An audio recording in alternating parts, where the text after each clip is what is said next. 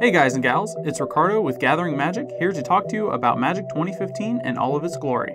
We have seen Garruk hunt down and slay some Planeswalkers, as he is still after Liliana for cursing him in Innistrad.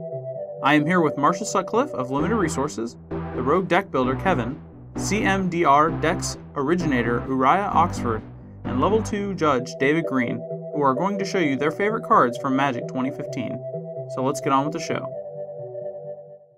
Hey guys, Marshall here from Limited Resources, and we're going to be talking a little M15 for the next few minutes. And I've picked out some of my favorite commons, uncommons, and rare/mythic rares to chat about here. It's pretty hard to nail down before we've actually played with the set, which I haven't yet, exactly what the peak card is, because it's going to be relative, of course, to what else is good in the set, what strategies are good in the set. But I've picked out a few of my favorites. So let's start with common. And there's some good stuff. I mean, there's Lightning Strike. You know, there's cards like Flesh to Dust, which you're going to be playing a lot of, even though I wouldn't call it a premium removal spell. Lightning Strike is a little boring, though, right? Like, come on, let's mix it up a little. Let's get some of the new cards in there. And there's two that have definitely caught my eye. The first one is Triplicate Spirits. We've learned this lesson. Anytime you can make 3 or 4 1/1 flying spirit tokens with just one card, it's very powerful. Now, this one happens to cost 6, but it is at common, so you're going to be seeing these around. It's got Convoke, and in my mind, I mean, Convoke is perfect for Limited because you always have creatures. That's what Limited is all about. It's all about making creatures and leveraging your creatures in the best way you possibly can, and I think that my gut tells me that even at like 4 mana, making 3 1/1s is great. And if it happens to come in at like 3 mana, I think it's going to be in a really good place. So I've got my eye on Triplicate Spirits. It may be a shade too expensive to be a big, you know, warping format type card in Limited, but I've definitely got the Eye of Sauron pointed over there at Triplicate Spirits. Now, the card I'm going to pick, though, because it's me, is Frostlinks. And Frostlinks, you know, is kind of doing an impression of my favorite Magic card, actually, Mana War. And comes down, solid 2/2 body, tempo play, locks down on a creature for a turn cycle. Locks it down now so that you can attack and also keeps it from attacking you. It's a common. You're going to be able to get plenty of these things. And I think that the more you have, the better they get. And maybe you can return them to your hand or blink them. You know, there's different ways you can sort of manipulate that effect as well. So I'm going to pick Frostlinks just because I like it a lot. Let's move over to Uncommon now. And there's a lot of powerhouses at Uncommon. In fact, I'm gonna kind of the one I'm going to pick is probably just the highest upside of all of them. But we have to mention a few Uncommons. There's Stab Wound, for starters, which might just be the best one. Stab Wound asks very little of you and gives you one heck of a lot back. It kills a creature or it neutralizes a creature while creating a win condition for you. That is unprecedented. Really great card that you should have your eye on. Another one are the cycle of uncommon. We call them the pseudo gold cards on the Limited Resources set review for M15. They're actually one color, but they care about having a basic land of another color, and they have an activated ability of that basic land. You know, we're talking about Kurd, Chieftain, Nightfire Giant, these guys. Man, some of these, those two I just named are incredible cards. They are going to completely dominate any board state that they come down on, as long as you have that mountain sitting there for your Nightfire Giant so you can activate it and so it becomes bigger. Those cannot be denied. I think you could pick either of the two I just named. I think that Dauntless River Marshal is really strong as well. The other two are pretty good, but a little more conditional. But still, I think that those three, you could pick one of those and it might be the best uncommon in the set as well. So those are great. The Paragons are floating around, and those are good too in the right deck. But the one I'm going to pick for best uncommon is Cone of Flame. Cone of Flame is insane. If you haven't played against it yet, it is absurd. It does 3 damage to a target creature or player, 2 damage to target creature or another target creature or player, and 1 damage to yet another target creature or player. Now, it can be a little tricky to resolve it just because you do need 3 valid targets, but you can be one of them if you need to be. Your opponent can be one of them, and then a creature can be a third one. But the dream is to kill 3 creatures with 1 card and get the mythical 3-for-1. in limited, and that is that it's just so hard to turn down that kind of value. So I'm going to pick Cone of Flame based on its insane upside as my best uncommon, and at least my favorite. And for rare, I'm going to go off the map again here. I mean, we could talk about it. Maybe it's a Johnny, maybe it's any one of the Planeswalkers. They're all fantastic, and some of them are nearly unbeatable in limited. I think the new Johnny looks really strong for limited as well, because you just always have random creatures floating around, and he's pretty tough to tussle with. I'm gonna go off the map a little though. There's the new Titan cycle. And those things are all excellent too. I mean, look, these are, I feel like these are obvious, right? Like if you play limited at all and you've ever played against a Planeswalker or a 6-mana mythic rare, you know what it's like. You're going to get your butt kicked by the card if you don't have an answer to it, or if you're not in a completely dominant board position. So I'm going to leave those off the list and assume that those are sort of a known quantity, that if you pick up those, you're going to be winning. But I'm going to look actually to a different card, and it fulfills many of my requirements for being a true bomb. It costs 7 mana, and it's Hornet Queen.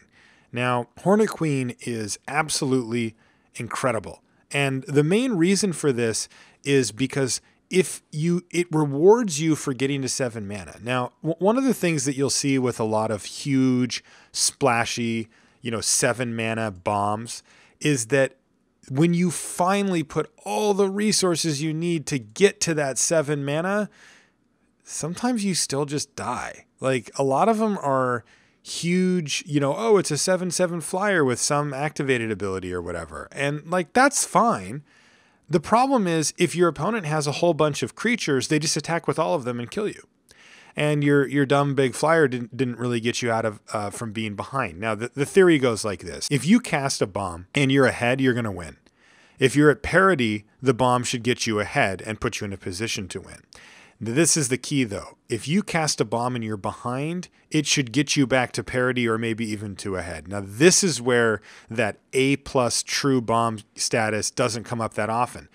Think even of cards that you would think are just stone bombs. For example, think of the Soul cycle that we've seen. These big 6-drop mythics that are 6/6s and have some ability on the ground. Now, these are clearly bomby cards, right? They take over the late game, and they're going to lead you to victory as long as you get to untap with them. But, I actually like cards like Hornet Queen better. And the reason is this. Those cards on the ground do not necessarily save you. They have a bunch of creatures they can attack you. Maybe they have a bunch of flyers. They can still kill you.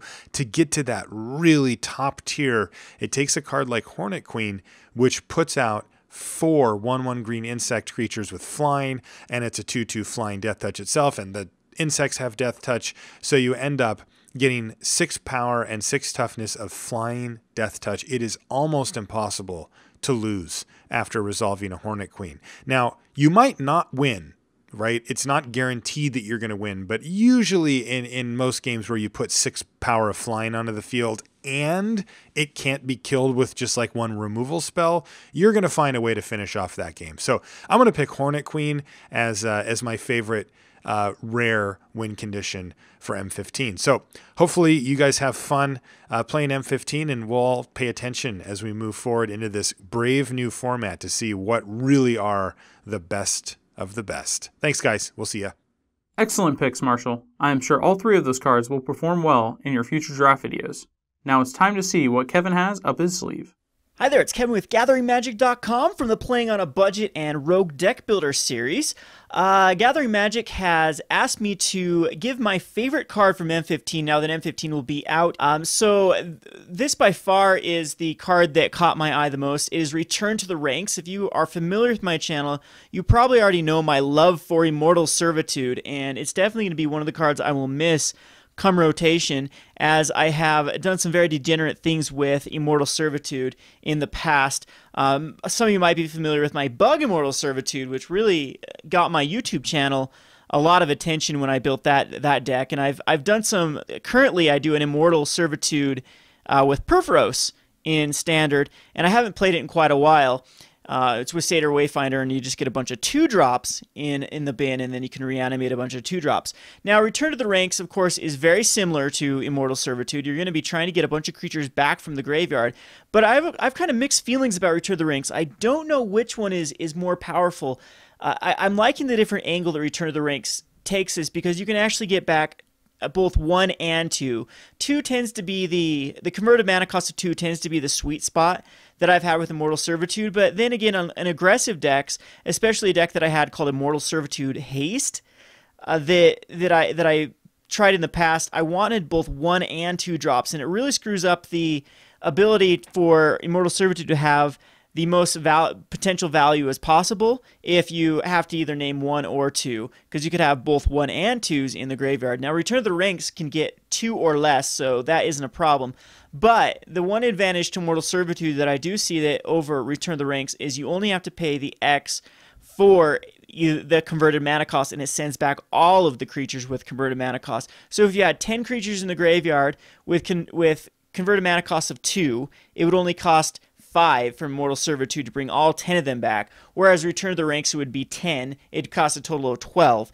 Now, you do have Convoke to kind of help with that cost, so of course, if you're going to be running this in a weenie deck, any of your cards out on the battlefield will help you convoke more of them back. So again, I don't know which one I prefer the most at the moment, but I'm definitely going to be brewing around Return to the Ranks and seeing if it can fit in a niche build. Again, it's very, very powerful. Any sort of strategy that can bring back cards from the graveyard. I've used these cards in self-mill strategies like my Immortal Servitude with Purphoros in Standard, is you want to get your creatures in the graveyard. So I have cards like Tymerit the Murder King. They can actually sacrifice creatures, and then you'll be able to get value there and then bring them back. With this deck, I'm thinking this goes in more of a white weenie type list, and then you just use this card to get back your later game, like turn 5 or turn 6 after a Supreme Verdict, or after you sacrificed a ton of them to Desecration Demon. Then you can return to the ranks them back, and then hopefully swing for lethal on the next turn. So anyway, I've come up with a brew that that has M15 cards, and I'm going to show you that right now. So we'll load up MTGO. And this is my 1 and 2 drops. We're going to be very aggressive. It's only a 21 card deck. Sorry, one more play needs to be added here. A 21 card deck here. We're going to be running 3. Actually, this last one should be a Mutavault. A Mutavault somehow got cut. So it's going to be 3 Mutavaults, and then Battlefield Forge, Sacred Foundries, and the rest of them planes. I don't like the Temple in this deck, because Temples tend to you'd never want to land to come into play tapped. You always want to be able to use it on both turn 1 and turn 2. So the Temples really, really do not fit in this deck, because we are going to be as aggressive as possible. So we're gonna hit the board running here with what I think are the best 3 drops in white, which is Soldier of the Pantheon, Dryad Militant, and Boros Elite. I mean, if there's a few other cards like Judge's Familiar, or you could go with a Lifelinker, but these ones are by far the most aggressive. Boros Elite is going to be a 3/3 pretty easily. Dryad Militant comes out as a 2/1, and Soldier of the Pantheon comes out as a 2/1 as well. So then on to our 2-drop. Again, we're going to go with the most aggressive 2-drop, which is Precinct Captain, as it can add even more white soldier tokens. And then Imposing Sovereign, because you do want your opponent's cards to come into the battlefield tapped to get in there for that last bit of damage. And then Daring Skyjack. So 3 Imposing Sovereigns, 3 Daring Skyjacks, 2 Azorius Arresters. This count you could definitely mess with. It depends on the metagame exactly how many you want to run. And then 3 Akron Hoplites. I do believe the Akron Hoplites are worth it for the splash of red, because these Sacred Foundries and Battlefield Forge do not hurt us whatsoever. And we do want one other key red card just for the fun of it, which is Purphoros God of the Forge. Purphoros God of the Forge makes weenie decks, especially when it's coupled with our card here, our Return to the Ranks. It makes them a lot more lethal if you can bring them back from the graveyard and then get the triggers off of Purphoros. Now, Purphoros is never going to be a creature in this deck. We're just going to use him for the Enter the Battlefield effect, as well as the +1/+0, which is very, very, very lethal in this type of deck as well. So I thought about putting a One of Nykthos Shrine of Nyx in here, but I think that slowing us down is not worth it, especially with the 3 Mutavaults. There is going to be some times when we are just going to be playing a Mutavault, but you got to think of Mutavault as another 1-drop, as it's going to kind of hinder your mana production for a turn. especially if it's like turn 2 if you want to cast either an Akron Hoplite or a Precinct Captain. So gotta keep that in mind. So I'm only running 2 Banishing Lights. Again, it's you want them like every other game in certain situations. Otherwise, we want to really just overwhelm. We want to swarm. A lot of people call these Zerg decks because you just want to put out a bunch of Zerglings and then it just swing away, sacrificing these cards in the process just to get the last bit of damage in there. Again, going back to Akron Hoplite, this is a very powerful card. I tested it before in a Weenie deck because a lot of times you go first turn like Dryad Militant, second turn Boros Fleet Soldier Pantheon, and third turn you throw down a Hoplite, and then on fourth turn you're swinging in for an obscene amount of damage. Hoplite's getting a ton of triggers. He triggers off himself as well as the other creatures. So, I mean, he could trigger off to be at 5/2 on turn 3 or turn 4 when you're attacking with him. But a lot of times what you can do is like first turn throw out a Dryad Militant, a 1-drop, and then second turn throw out an Akron Hoplite. When Akron Hoplite attacks the following turn, he'll at least be a 3/2, which is, you know, the same thing Daring Skyjack is, with a little bit higher toughness and a little bit higher potential down the road to getting even bigger. So anyway, we'll test him out to see if he actually does work like we want him to. And then I thought we bring in a 1 of Hall of Triumph and a 1 of Spear of Heliod as to kind of round off our curve and add some value. I mean, both of these give all our creatures +1/+1, and since we are using basically 27 creatures in this deck, because we're not counting Purphoros, that we do think that having some sort of way to pump them up is a good idea. Now, there is the Convoke card from the, let's see if we can find it here on the spoilers. I know it's an artifact where you convoke that you could definitely think about using in this deck, as it could come out very, very quickly. This is one of the, if not the most anticipated cards from the set, which is, now that I can't find it here, it's Convoke. What's its name here? 6 mana, I believe. Obelisk of Erd. So Obelisk of Erd, let's pull this up here, is another option for the deck, as you can name a creature type, convoke, and creatures you control the chosen type get +2/+2. Now on this deck, you'll usually name humans, because there is so many humans in the deck. I think Dryad Militant is the only non-human creature. We'll check them out here. So human, human, human, human, human, and then human, human, human, human, human, and then of course you could name soldier if you do happen to have a drop that has a lot of the 1-drops, because they are all soldiers as well, except for Daring Skyjack's a knight. But an Imposing Sovereign's just a human, but the Precinct Captain and all our 1-drops and the Hoplite are soldiers. So depends on your draw what you would name. I guess we could fix this by putting just another 1-drop human in the deck.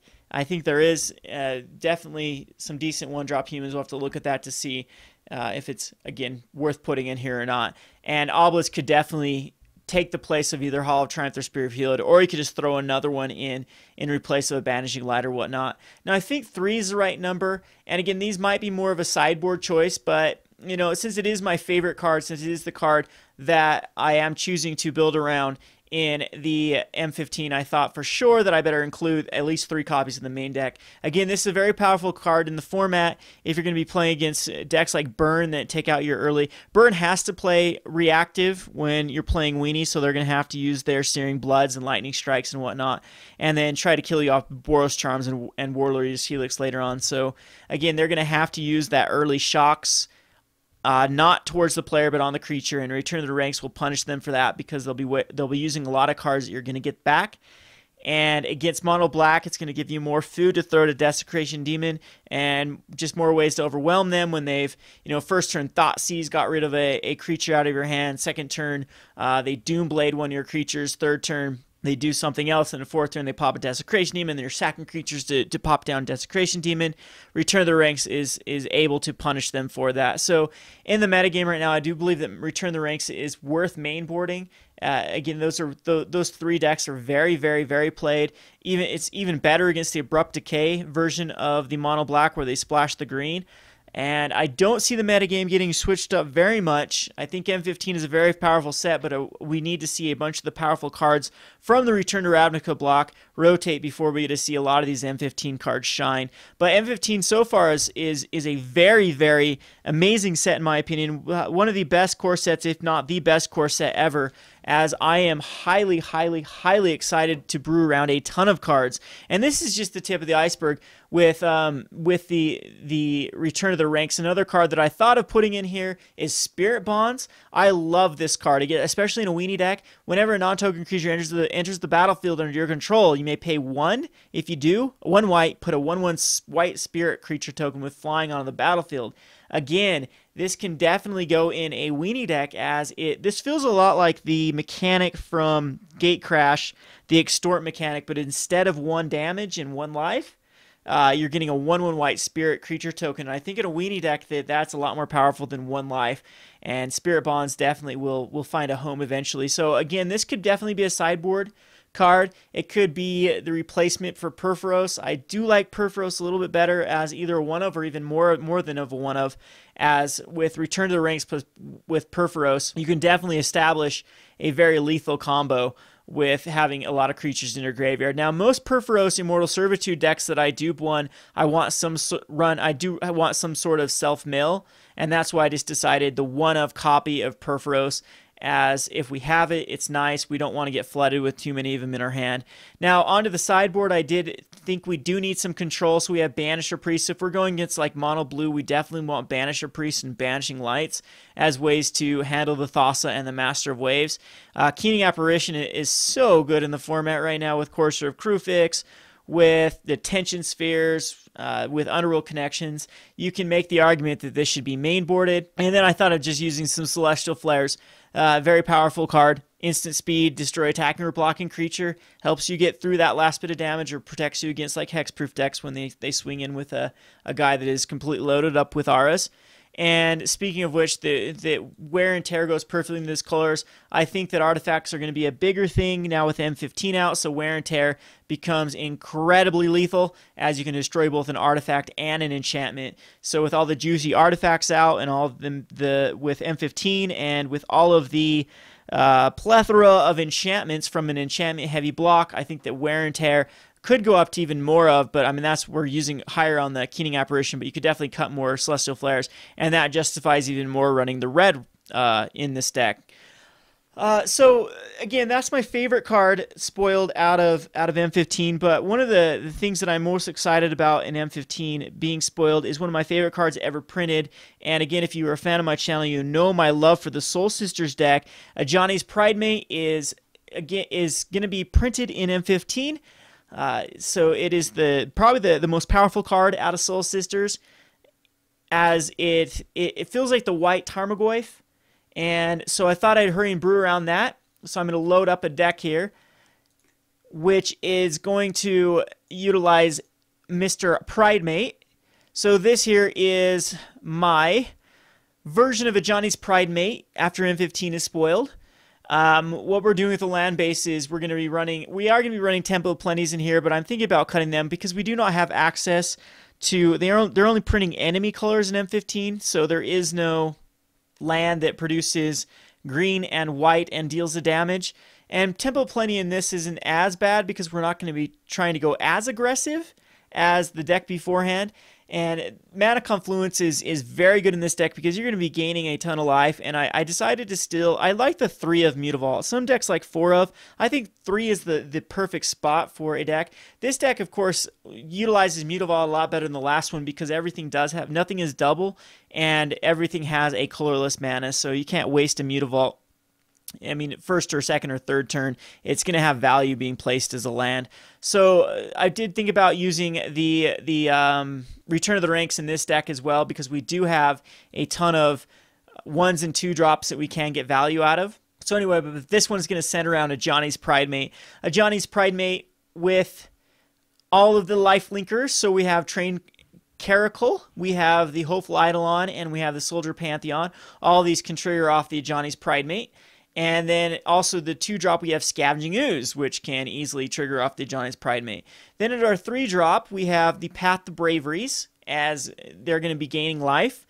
And again, with the Ajani's Pridemate with Path to Bravery, Ajani's Pridemate becomes bigger and bigger and bigger, and it immediately gets the +1/+1, and then you'll get another +1/+1 when you do gain the life, which triggers before damage. So, love this card. And there is ways to get counters with Archangel of Thune.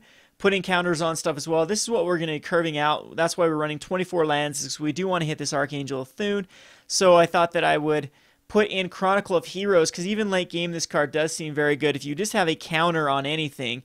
And I thought about using something that evolved, or just another card that somehow got counters. But I'm thinking that between the Johnny's Pridemate and the Scavenging Ooze, I think that's plenty of +1/+1, and Archangel Thunes, that's plenty of +1/+1 counters. I might be missing something that puts another +1/+1 counter on something. I thought of running a Bow of Nylea in here because it can both gain life and +1/+1 counters, but it just didn't seem like a good fit for the deck. But I think Chronicle of Healer, even if it doesn't gain a card, a 3/3 for 3 is not bad. I think it's a little bit better than Loxodon and Smiter or Centaur Healer, which I do have in the sideboard right now as options. It's not, of course, not a ready sideboard. There's definitely other cards you can put in here. Again, like the sideboard cards that I showed you in the last deck. And I'm sure there's even green cards like Back to Nature that would work very well in this deck, or the new card that when it comes out, destroy an artifact or enchantment. But anyway, everything around here is revolving around a Johnny's Pridemate. So we have Courser of Kruphix is our last spot here, because we are going to be gaining life with Courser of Kruphix to, again, pump up a Johnny's Pridemate. So again, it's the kind of the white Tarmogoyf, and this deck is going to get this as big as possible. You'll be surprised at how fast Johnny's Pridemate is a 6/6, and if you only invested that initial 2 mana, even if they kill with a Doomblade, that's not a bad trade whatsoever. So again, we'll go over to the sideboard here. Nice Fleece Ram I don't think fits in this deck, because you're going to be gaining plenty of life other ways, and a 0/5 just doesn't fit the strategy of this deck. Brave the Elements works very well in this deck. It does protect everything but the Courser and the Scavenging Ooze. Again, Keening Apparition just seems too good not to play in the format. But I thought of Unflinching Courages. Unflinching Courages I don't like in a deck that doesn't have any hexproof, because this format is very hostile to creatures right now. Again, the big 3 decks, the top 3 decks right now are going to be the Boros Burn deck, the Mono Black Devotion, Control, whatever you want to call it, and then the U-White Control variants that run cards like Detention Sphere and the Supreme Verdict. So any deck that you want to try to throw an enchantment on, if you want it to actually be able to have a high chance of sticking against the big 3, Unflinching Courage is going to end up being a 2-for-1, a lot more than it's going to end up actually giving you that advantage. Now, I love this card against decks that don't like to use a lot of creature removal, like Monsters. Even though RG Monsters does have a lot of creature removal, their main goal is to get out big creatures themselves. So a lot of times you can get away with sticking an Unflinching Courage for a few turns on another card, or they've already burned the removal they have on other creatures, and then Unflinching Courage can just win you the game. Another matchup where this card definitely shines is against Mono Blue, as it is a very, very fast finisher and can actually give you that life swing where you're swinging lethal before they're swinging for lethal. Now, again, Immortal Servitude wouldn't be the card in here that I would suggest. It would be the Return to the Ranks, which I do think can fit in this deck with no problems. So I did include this as options. And also Fiendslayer Paladin is still in here. First Strike Lifelink, can be targeted by red or black spells. Seems like a good little fit with a Johnny's Pridemate, as it's going to help him get bigger. And this cool little combo, Centaur Healer. Now, Centaur Healer, you could go like first turn train Caracal, second turn a Johnny's Pridemate, third turn, cast a Centaur Healer. That pumps up your Johnny's Pridemate immediately to a 3/3. Attacking with the Lifelinker and a Johnny's Pridemate. And then your Johnny's Pridemate on turn, by the end of turn 3, will be a 4/4. And you'll have great board position with a 3/3, a 4/4, and a 1/1 Lifelinker. So that's what I thought about Centaur Healer in here as well. Again, but I don't think it's necessary. I think the other 3 drops are a bit more powerful than the Centaur Healer, and you're already gaining an obscene amount of life. So it's another card that was so good in the format before, the Innistrad Return to Ravnica, but just didn't see a fit at home in decks that weren't very aggressive. Again, Selesnya, unfortunately, hasn't been very good in the standard since Theros block has been out. Most green decks are complemented a lot more by the red kind of monsters versions. Usually when you compare Selesnya versus monsters, every time I do, I keep gravitating back towards monsters, as you have just some incredibly powerful cards in Domri or whatnot. But I mean, this could definitely change. I think Selesnya is having some pieces start to fit, and we could see, but we are losing some really, really cool Selesnya cards in like Unflinching Courage. So, but we do have, what we will have after the rotation, we still will have the Courser of Kruphix and Chronicler of Healer and a Ajani's Pridemate. So I'm sure that we can build around this little shell here. And of course these guys here will still be here as well. So this shell will still be here post-rotation, and I'm sure that the next set will offer us some replacements for these. So if aggro does become a really, really popular format in the following set, then this deck will completely hose aggro. I mean, that's one of the reasons why I play Soul Sisters in Modern, is there's so many decks that want to do damage to you that Soul Sisters just completely shuts them down, and it just makes the matchup unwinnable for them. And then on the plus side also with Soul Sisters is you have access to all of the hate cards that white brings. And so sideboard you can kind of shift over to the I hate Tron, I hate Storm, I hate any graveyard strategy deck, and do just fine. So anyway, hope you enjoyed this little brew session with the good old cards. We'll show them again. It's the Return of the Ranks and a Ajani's Pridemate, but these cards are cool too. Spirit Bonds, Obelisk of Urd. I mean, the whole set is just amazing. It's packed full of cards I want to brew with. For more, I'm going to be releasing a ton of brew videos and just M15 specific videos on my channel at YouTube/Rogue Deck Builder. I'm sure they'll put a link here for you. If you're interested in that, come join us. And again, big shout out to Gathering Magic for giving me this spotlight. And this has been Kevin with GatheringMagic.com. Thanks for watching. Great choice, Kevin. I can really see Return of the Ranks as a solid addition to White Weenie decks, especially against powerful control-y ones. Let's go ahead and move on with CMDR Decks host, Uriah Oxford. Uriah Oxford from the CMDR Decks YouTube channel here. Magic 2015 is days away from dropping, and I want to go over it and let you know what I think are the best cards for Commander in M15. Let's go. Ajani Steadfast, first on the list. This guy is great. Pump your creatures, pump your planeswalkers. It's going to be a really fun card. I cannot wait to put this in my 8.5 Tails deck. I really hope to open up one of these during the pre-release. Resolute Archangel. I think it's good. 4/4 flyer for 7. Not really the best thing in the world, but because it can reset your life total to 40 instead of, say, 20, because of those nice little wordings on the card, I think that's going to be very awesome. Getting low in life in Commander, then gaining 20, 30 life is going to be a very good thing and easy to do on a creature that you can blink and repeat over and over again. This plus Conjurer's Closet is going to save a lot of people. Soul of Theros, one of the really good souls, I think, for Commander, especially on a multiplayer table. Pumping all your army, giving all that lifelink is going to be very important. And a 6/6 Vigilance for 6, also very good. It reminds me a lot of Sun Titan, at least with those stats. Ob-Nixilis the Unshackled. This thing is going to be tearing up tables left and right. The worst part possible is I can just see someone dropping a quick turn 3, turn 4 Ob-Nixilis. You're stuck on 2 lands. You've got a Cultivate in your hand. You know you need to cast that Cultivate once you hit your 3rd land drop. But man, Ob-Nixilis is just going to punish you for it. So expect to see a lot of decks built with him and with him in the 99. He is a beast. Genesis Hydra, kind of like a mini Genesis Wave on a creature. Get you a big creature, gets you a card. I see a lot of play with Genesis Hydra. Maybe not as much as the original Genesis Wave, just because that card's so good, but it's going to be there. All right, I want to talk about the big baddie, Garruk, Apex Predator. Commander is the format that has the most Planeswalkers available for play that see play at all. You don't see many Planeswalkers in Vintage or Legacy. Because of the limited card pool, you don't see many in Standard. Modern has some, but I think Commander is where it's at, and Garruk, Apex Predator, is going to be wrecking face. Destroy Planeswalkers, make beasts, destroy creatures, and that emblem is just sick. Unfortunately, he is a Planeswalker that is in Standard, and everyone's already saying how great he's going to be, so his price might be high. You might not see a lot of him at the start, but as more and more get out there, you will definitely see him sitting across the Commander tables from you. Sliver Hivelord, that is the next one. The big indestructible elephant in the room. A lot of people really nervous about this one. Will it make Slivers too good? Well, we'll have to see.